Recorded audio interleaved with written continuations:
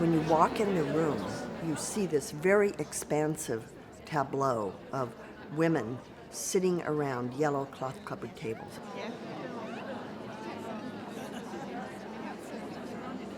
The audience is then drawn into the sphere of the visual.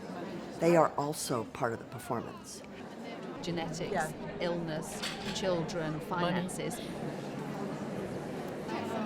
Each projection has in front of it a person sitting at a computer.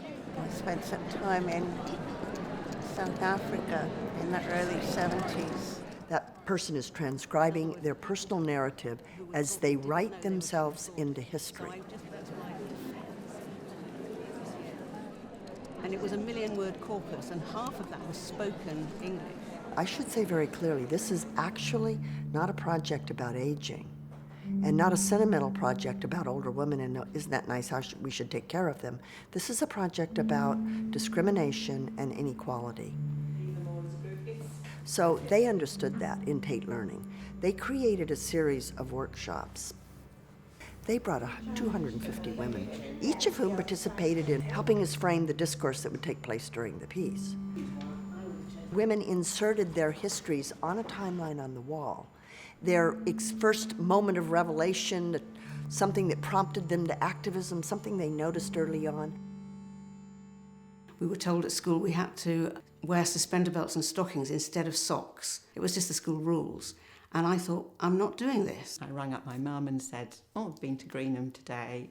And she said, oh, did you see the picture of you that I pinned on the fence? Because I've become aware of what a mess we're leaving this world in. And I feel responsible.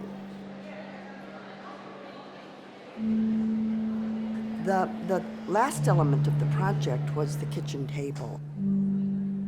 They were actually videotaping a series of 4 conversations. Because you start off questioning, don't you? Why are things like this? Because the first thing many people in the media will want to do is say that feminists have sold out. What do you decide? Am I going to have food on the table? Because it's still exactly near enough the same, but in different ways.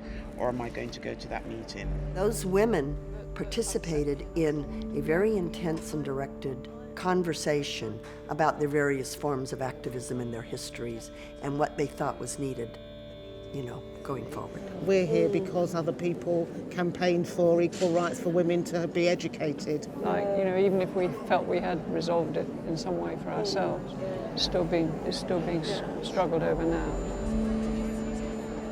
The image didn't occur. The image evolved over 6 months of people talking. So it's a truly participatory work, and my role as an artist is to help facilitate the process, but it's really not my work.